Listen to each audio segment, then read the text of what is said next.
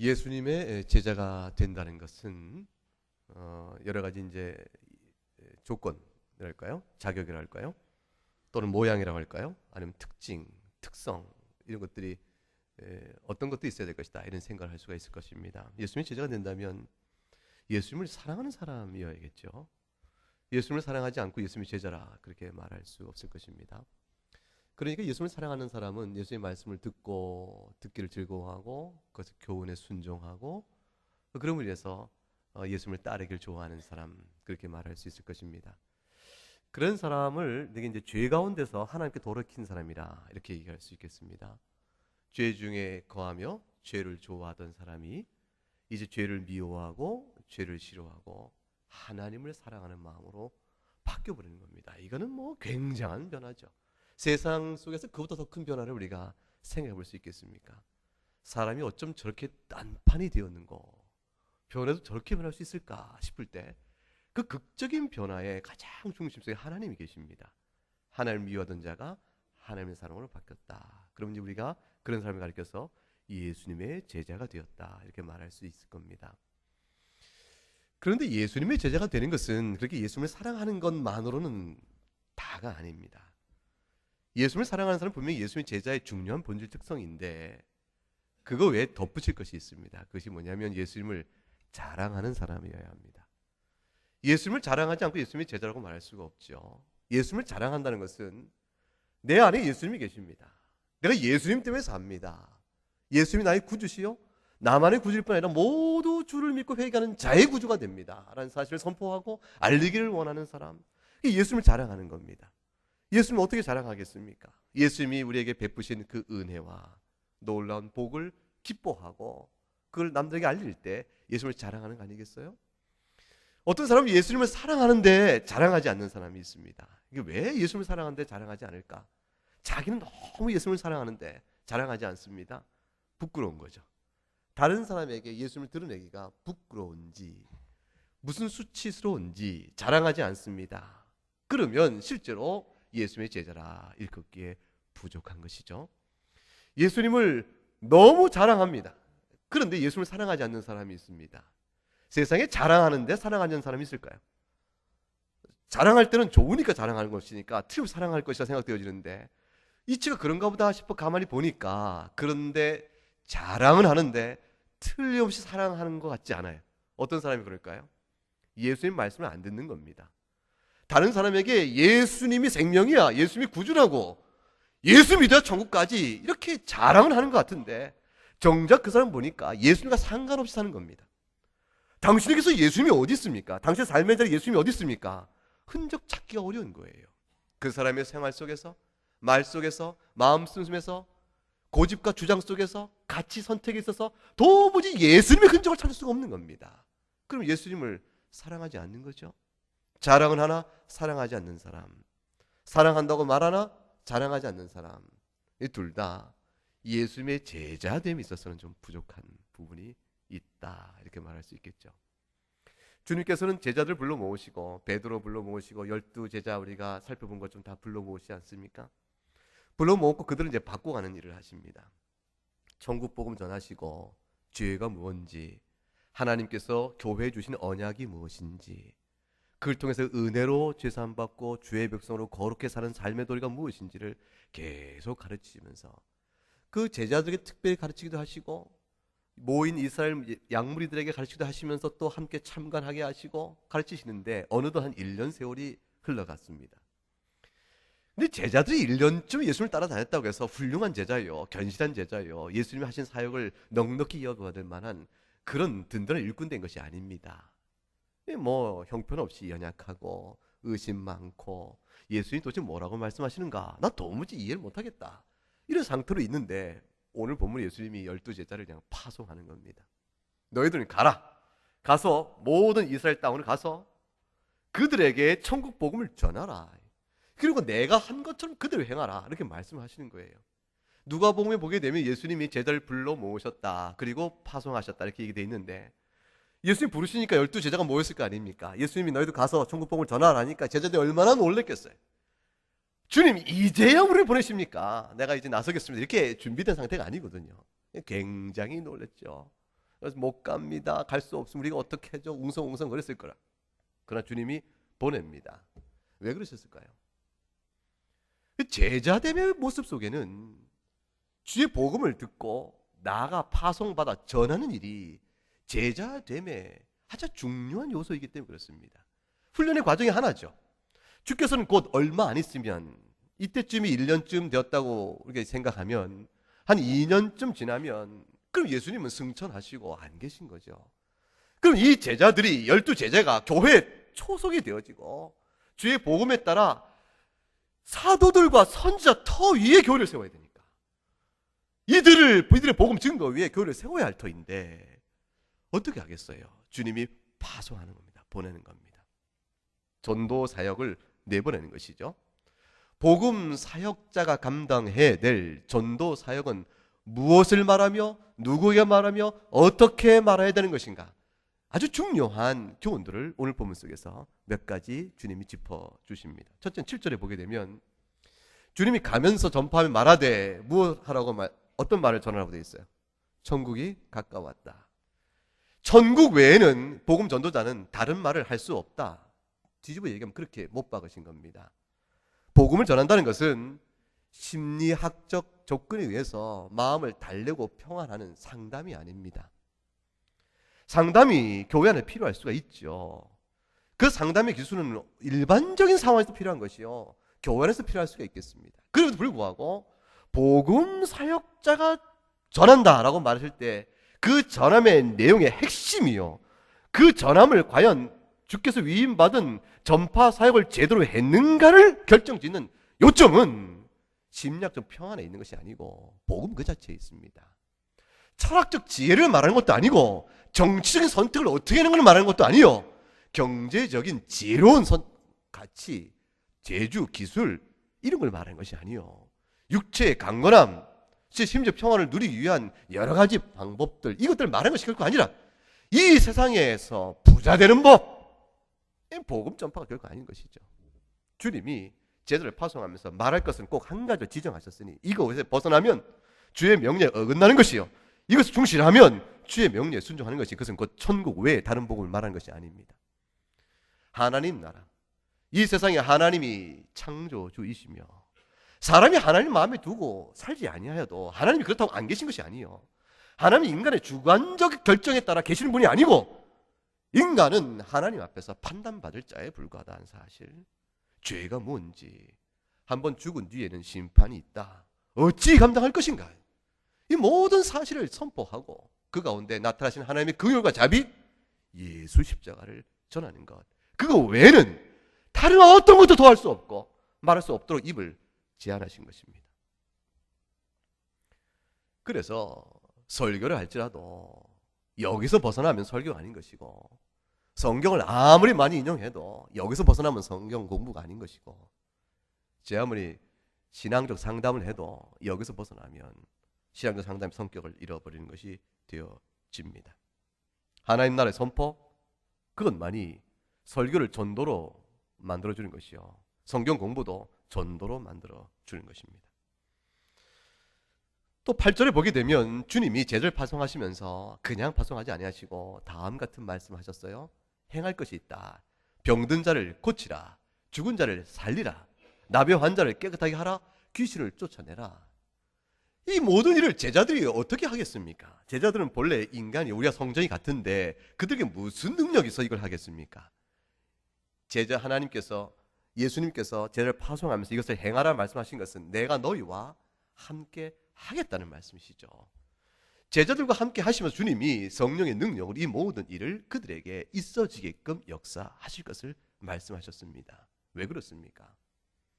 이 모든 일을 통해서 그들이 전하는 복음의 주인인 예수님이 사람에게 난 자가 아니요 하나님께 온 자임을 선포하는 것이요, 그러므로 인해서 그가 전함받은 예수의 복음 그 자체가 그 사역적 성질이 무엇인가를 말해주는 거예요. 보세요, 예수님이 기적을 베푸실 때에 가장 뛰어난, 온 세상에 가장 강한 군대를 한순간에 쑥 제압하는 능력으로 기적을 베푸시도 않으시고, 아니 로마 황제를 그냥 로마에서 끌어다가 굴종시키는 능력으로 그 자신의 능력을 과시하지도 않으시고, 한순간에 돌을 금덩어리 만드는 재주로 주님 이적을 과시하지 않으셔요. 주님이 그 모든 이적적 능력이 없으신 것이 아니고 주님이 이적을 행하시는데 그 권능을 행하시는데 아주 특별하게 하십니다. 아주 제한적으로. 겨우 병든 자 고치시고 죽은 자 살리고 나병한 자 같은 이 일이 어마어마한 일이지만 이 일 외에는 어떤 다른 모양과 다른 내용으로는 권능을 행하지 않으십니다. 세상에 우리가 원하는 것들, 우리의 정욕에 따라 필요로 갖고 싶은 것들, 풍성히 부어주시는 것, 이런 거는 안 하십니다. 강함을 드러내기 위한 과시로 하신 것도 없고요. 주님이 왜 그의 권능으로 요 몇 가지 것들에 제한해서 표적을, 이적을 행하셨을까? 그래서 이 몇 가지 것들이 주님이 정하는 복음을 말해주는 하나의 표지요 잣대가 되기 때문에 그렇습니다. 주님이 병든 자를 고치신 것은, 죽은 자를 살리신 것은, 나병을 깨끗하게 한 것은, 귀신을 내쫓으신 것은 죄 아래 신음하는 저주받은 인생들에게 그 모든 근본적 원인이 죄 아래에 있고 죄의 문제 해결로 통해서 이루어지는 하나님 나라의 도래를 드러내주기 위한 것이요. 이 모든 것들의 내용이 이미 선지서에 나온 대로 살펴보면 죄사함 은총이 없으면 모든 궁극적인 문제가 해결되지 않음을 드러내시기 위한 예수님의 뜻이었습니다. 그러므로 이것들 행하라 하고 주께서 말씀하셨어요. 그리고 주님이 과연 이것을 행하심으로 천국 복음, 제자 입을 통한 천국 복음이 참된 것임을 입증해 주시는 것입니다. 또 세 번째로 8절 하반절부터 11절 내용에 보게 되면 주님이 그 다음 전도를 하는데 복음 사역을 맡기시면서 당부를 하십니다. 절대로 거저 받았으니 거저 주는 걸 잊지 마라. 천국 복음의 선포와 그걸 통한 행함의 모든 일들은 너희가 행하는 다른 어떤 노동이나 수고와 근본 성질이 다르다. 전대에 금이나 은이나 동을 가지지 말고 여행을 위해 배낭이나 두보로 시신이나 지팡이를 가지지 말라고 말씀하세요. 왜냐하면 이 모든 필요는 내가 줄 것이니까. 주님 말씀하시죠. 일꾼이 자기의 먹을 것을 받는 것이 마땅합니다. 너희의 복음 사역을 위한 모든 수고로움은 그거로 인해서 너희의 필요한 모든 것들은 내가 줄 것인즉 너희가 스스로 그것을 마련하며 얻으며 또 그걸 축적하려고 궁구하고 노력과 모든 지적인 소모를 하지 마라 말씀하시는 거예요. 복음 사역자는 오직 할 일이 한 가지가 있다는 것이죠. 복음 외에 다른 것에 마음을 쓰거나 힘과 시간을 쓰지 마라. 그것 외에 다른 일로 인해서 하는 생활은 모든 생활의 필요들 그것을 주께서 일꾼에게 주인이 공급하듯 내가 줄 것이므로 그들에게는 거저 받은 대로 거저 복음을 전하되 스스로 전하는 것을 빌미로 삼아 너희의 먹을 것을 구하고 전하는 것을 빌미로 삼아 너희가 보상을 요구하고 값을 요구하여 재물을 얻는 방식으로 결코 행해서는 안 된다 말씀합니다. 요컨대 천국 복음의 전도는 것은 육적인 필요나 욕심과 탐심을 만족시키는 방편이 결코 아닌 것을 못 박아 말씀하신 것입니다. 목사는 교회에서 생활비를 받습니다. 목사가 생활비를 받는 것은 목회적인 수고에 대한 사고로 받는 것이 아닙니다. 목회에 대한 모든 활동에 대한 노력의 대가와 보상으로 받는 거라면 수고한 노력의 정도가 얼만큼이냐, 몇 시간을 일을 했느냐, 그 질적인 노동의 질은 어떠냐, 그 결과는 어떠냐에 따라서 받는 모든 봉급이 달라져야 될 거 아닙니까? 직장에 가면 그렇잖아요. 직장에 가게 되면 그가 얼마만큼 노동을 했으며 어떠한 수준과 질적인 가치를 갖고 노동을 했느냐, 얼마만한 결과를 냈는가에 따라서 그를 얼만큼 봉급을 책정해 줄 것인가가 결정돼 나갑니다. 그럼 목사에게 주는 생활비는 그렇게 책정되지 않습니다.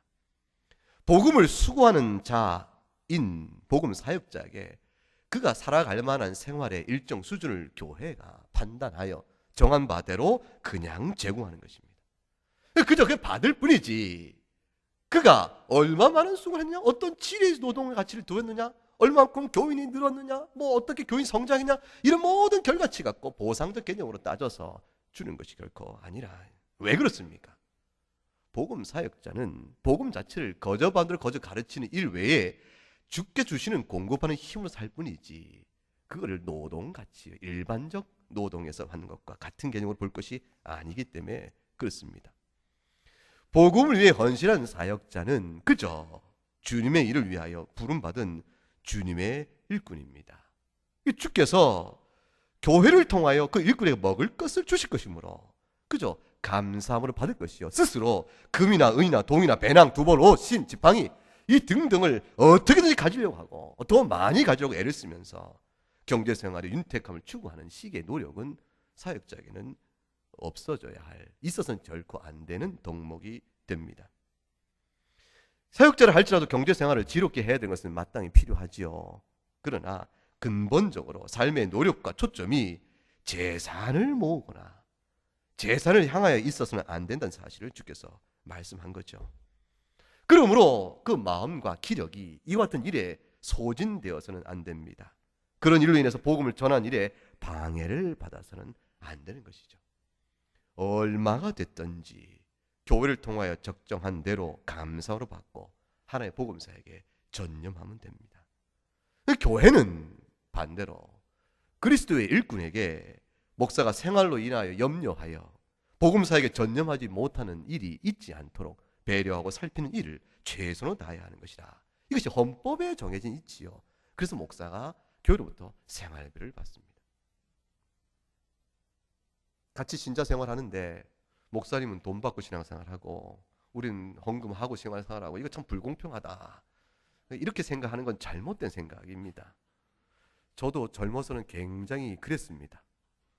목사님 참 좋겠다. 주일날 다 나오는 거고 예배 다 나오는 거 그런데 좋겠다. 성경 다 읽는 건데 목사님은 성경 읽으면서 돈을 받고 우리는 성경 읽으면서 돈을 내야 되는구나. 그랬습니다. 원리가 그러합니다.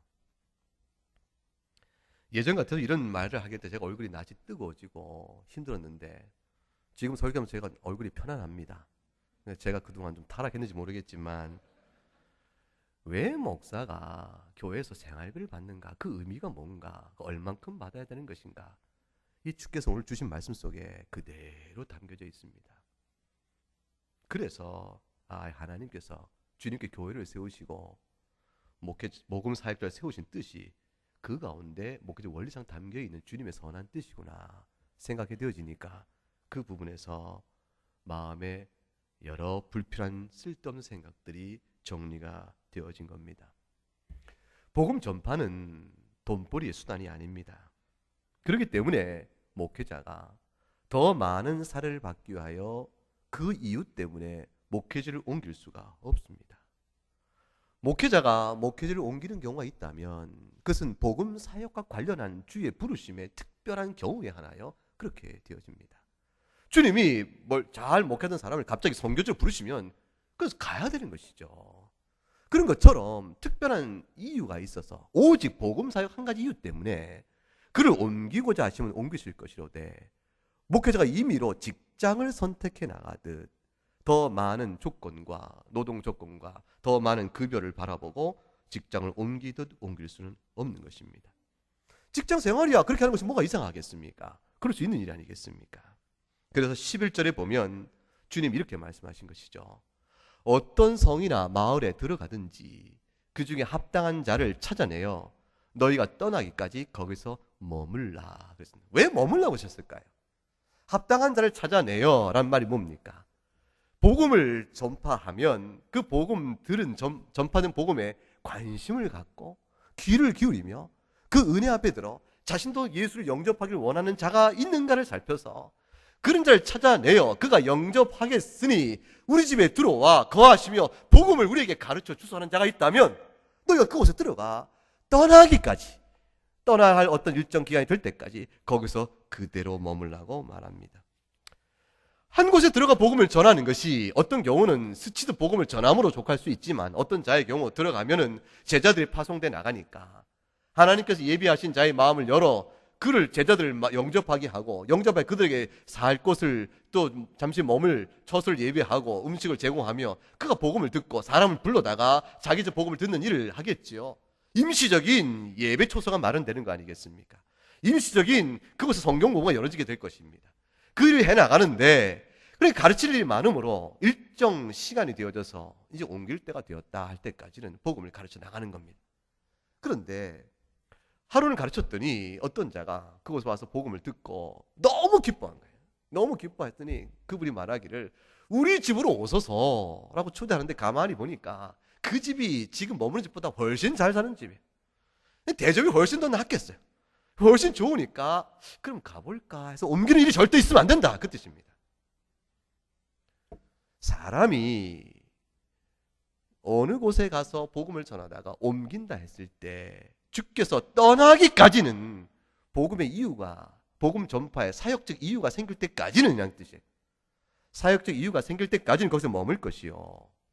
그러나 그 이외에 다른 어떤 이유로 인하여 청한다 하여 임의로 옮겨 다니지 말라. 되게 사람이 어려운 거 가겠습니까? 쉬운 곳 가겠습니까?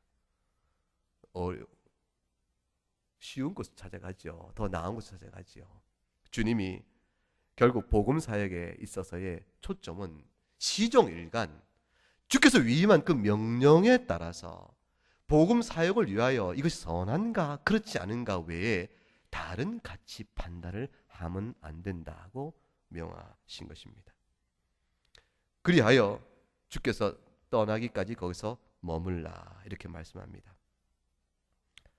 복음을 전하는 일은 대접을 받는 것도 아니요, 대접을 위해서 받는 것도 아니요, 보상을 구하는 일이 아니기 때문에 복음적 사역의 본래적 사역이 다 마칠 때까지는 한 곳에 머물러 그 일을 하는 것이라 할 수 있겠지요.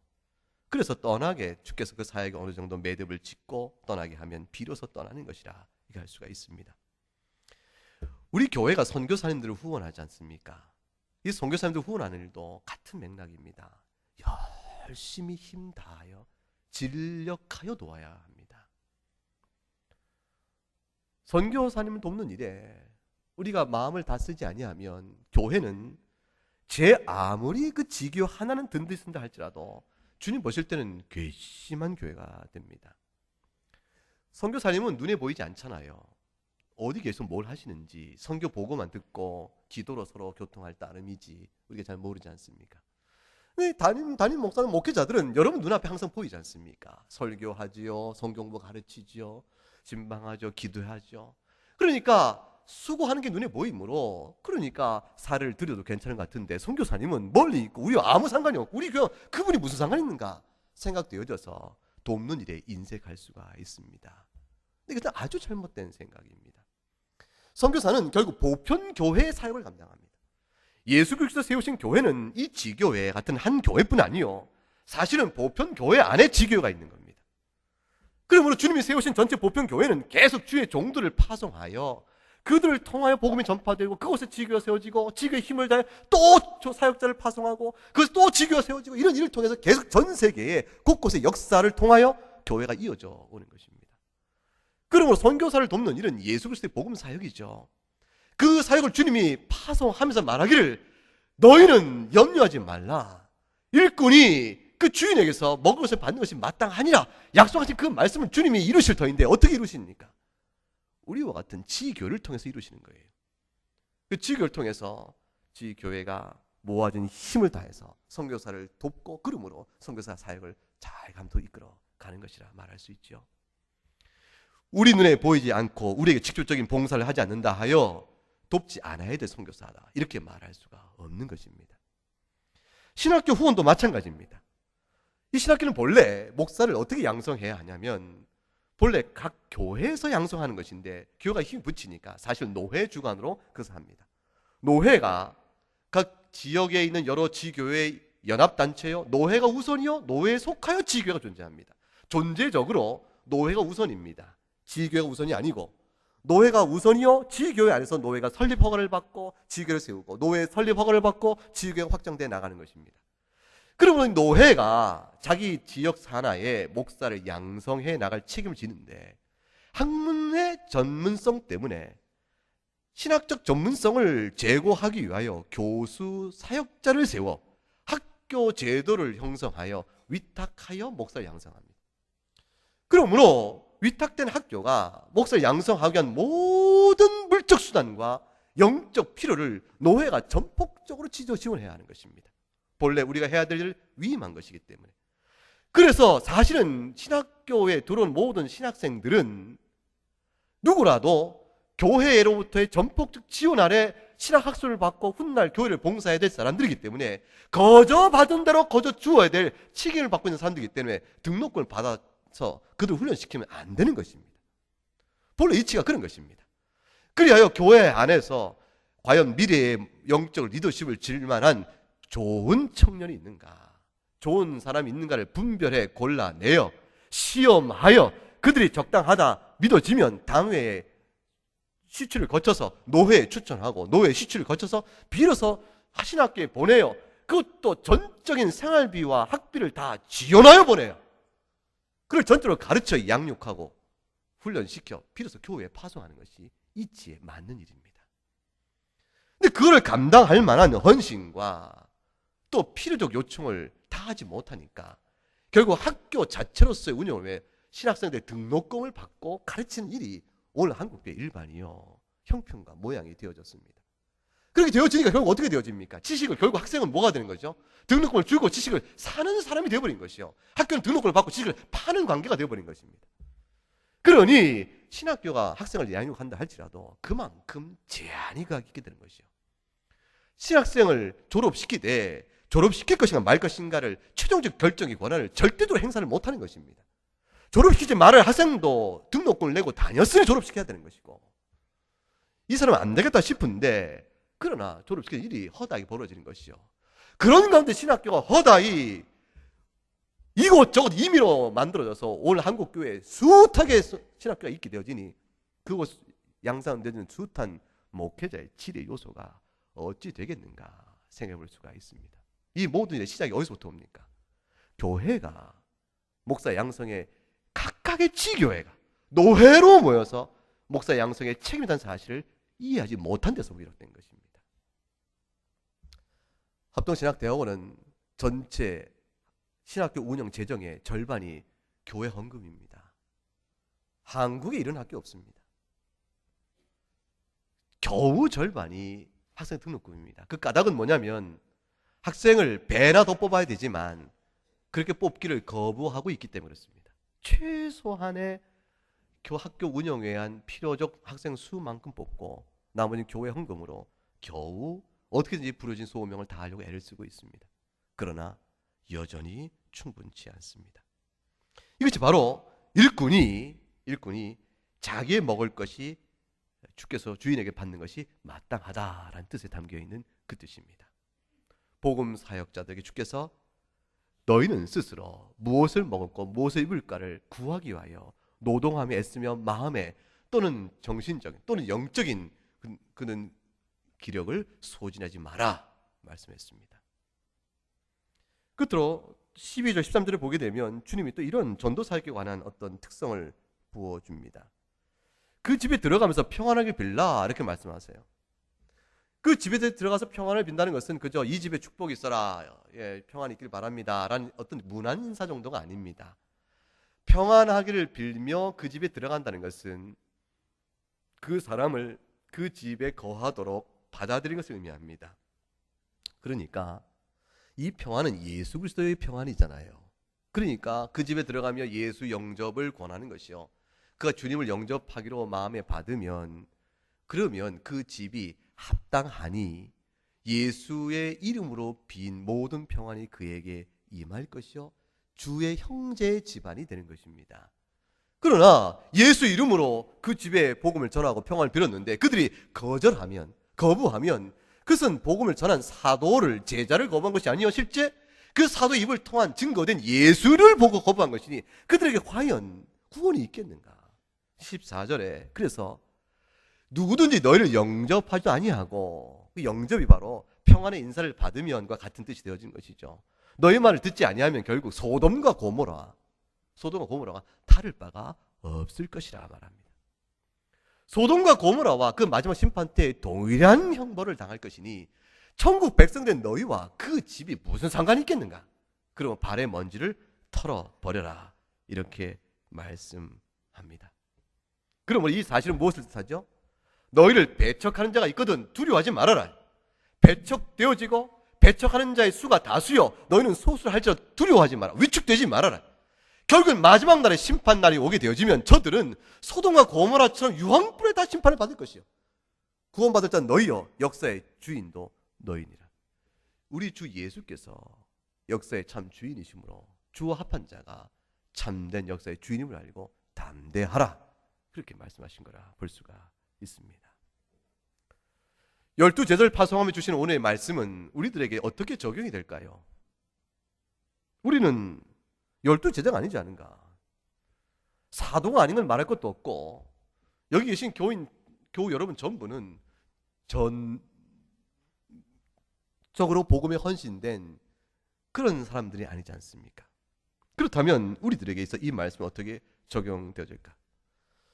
여러분 일반이 특별히 신학교에서 사역자 훈련을 받아 또 교회를 섬기는 사역자로 복음 사역자로 쓴 것도 아니고 선교서 나가시는 분도 아니고 그렇기 때문에 이렇게 전적으로 파송받은 제자와는 분명히 다른데 오늘 이 주신 말씀이 우리에게 어떤 적용점을 가질까?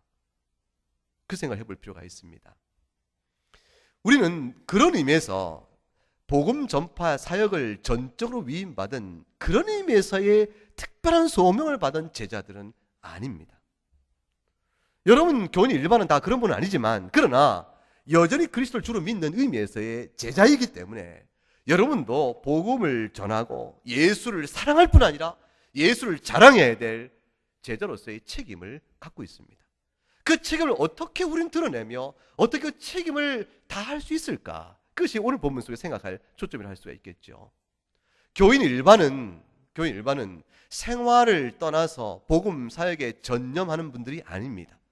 교인 일반은 각각 받은 바 소명과 은사대로 생업을 선택하고 생업의 자리 속에서 충성스럽게 살아가야 될 그런 의미에서 일반적 소명을 받고 있는 분들입니다. 여러분은 자신이 갖고 있는 은사를 당해 생업과 직업에 충실해야 됩니다. 그 충실하여 그 직업이 어떤 것이든 주께서 보실 때 선한 직업일진데 맹렬한 기세로 진실한 노력으로 아주 정직하게 그리고 지혜를 다하여 그 일을 섬겨나가야 합니다. 그런 가운데 그 일을 통해서 하나님의 영광을 드러내는 것입니다. 도덕적 측면에서 여러분은 빼어나야 되고 모든 영적 자태의 매무새가 그러하므로 같은 일을 하는 다른 이에 비해서 특별한 사람의 모습으로 그 향기가 드러나야 합니다. 그런 의미에서 일반적 삶의 영역 속에서 복음 사역자와는 달리 하나님의 영광을 나타내며 그럼 동시에 예수 복음을 자랑하는 자로서의 비추임이 그 가운데 드러나야 합니다. 어떻게 하겠습니까? 삶의 전체 시간 가운데서 일부라도 복음을 전하는 일에 실제로 행하는 시간 헌신이 필요합니다. 그 그때를 위하여 관계를 맺어가기 위하여 시간과 물질을 쓰는 헌신이 필요합니다. 중심 속에 늘 관심을 두는 것이죠. 생업과 일반 사역 생활 속에서 어떻게 하면 그리스도의 복음을 전해볼까? 저 사람이 아직 예수를 모르는데 어떻게 전해볼까? 생각하며 기회를 얻기 위해 기도의 헌신, 그의 마음을 사기 위한 물질의 헌신, 그들과 만나는 시간의 헌신을 도모하려는 숱한 많은 애씀이 필요합니다. 그 애씀을 통해서 직접적으로 복음을 전하는 일선에 선 순간에 그 짧은 모습이지만 짧은 시간이지만 전적인 복음 헌신자가 아니지만 그 순간만큼은 복음 헌신자로서 자신이 서게 되는 기회를 갖게 되어집니다. 뿐만 아니라 실제 행하는 모든 일 속에서 예수의 향기를 드러내야 합니다. 남들이 한다고 다 같이 묻어서 하는 일들을 다 하는 것이 아니요, 여러분이 선택한 가치, 삶의 방식과 생각, 그 모든 걸 통해서 예수 믿는 사람의 특성이 드러나야 합니다. 그러면 말할 기회가 생깁니다.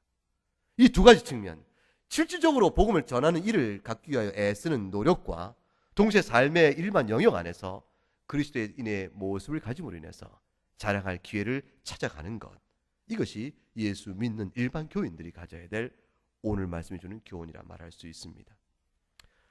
하지만 우리들은 사도들처럼 권능이 없지 않은가? 내가 예수 믿으세요 라고 말하면 듣는 사람이 여보시오, 당신 말은 어떻게 진리인지 우리가 알겠소? 그럼 우리가 뭐라고 대답하겠는가? 어떻게 우리는 하지요? 사도들은 병든 자를 고쳐주고 죽은 자를 일으켜주는 놀라운 권능을 통해서 자신이 전한 천국 복음이 진실임을 입증했는데 우리는 무엇을 그걸 입증할꼬?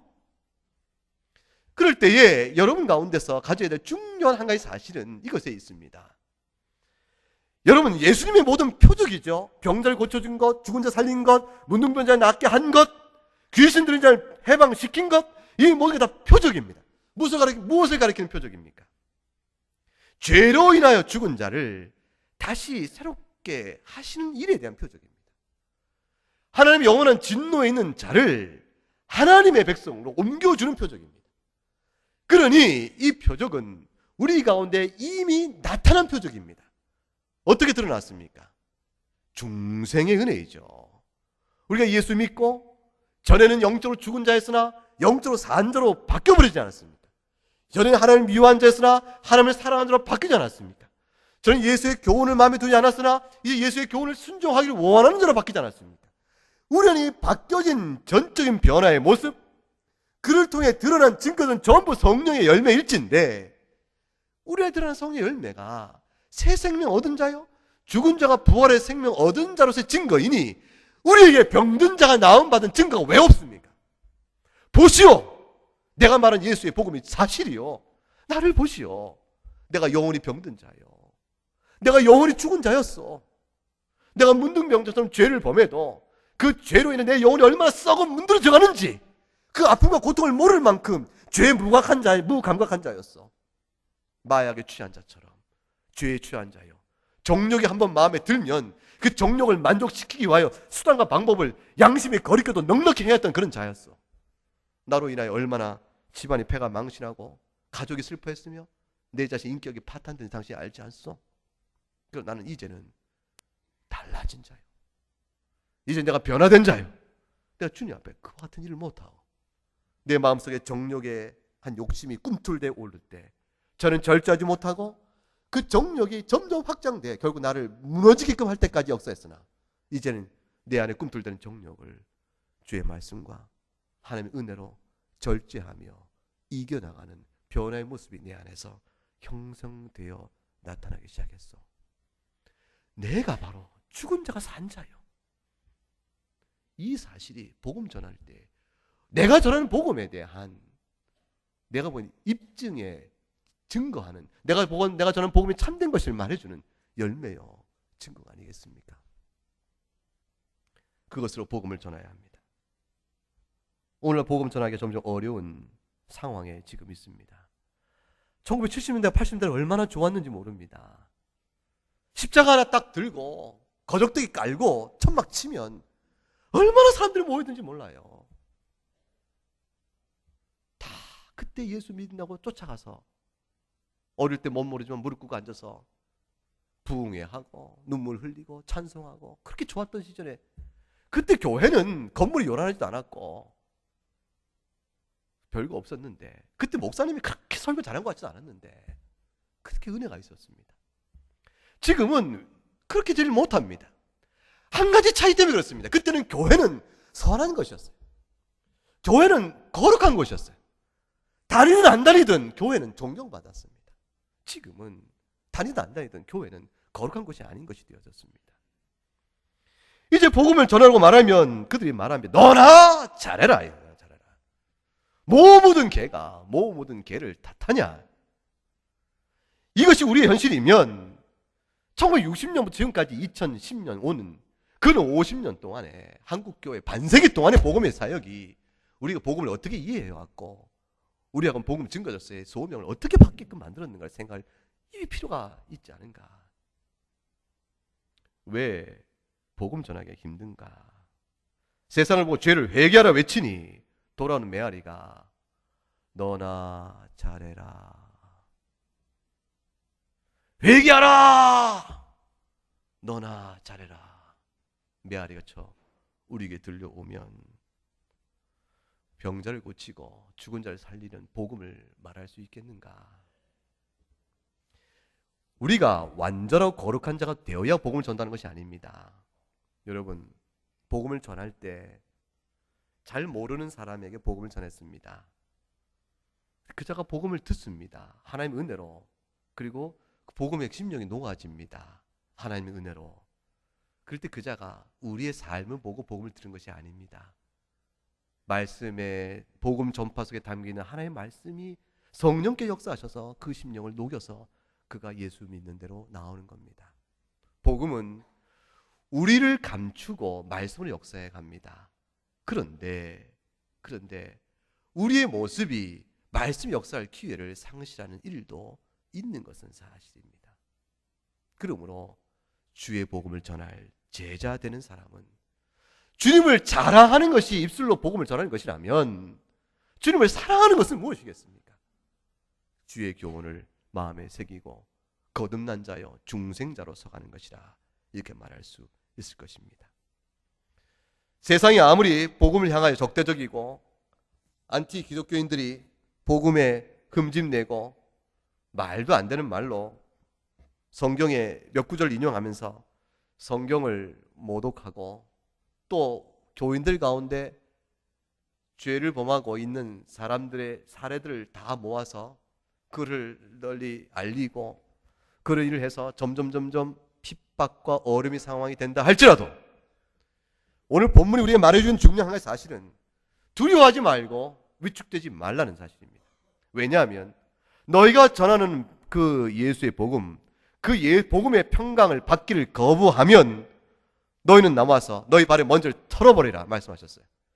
그리고 훗날 소돔과 고모라보다 더 저들의 처지가 어려울 것이라 말씀했습니다.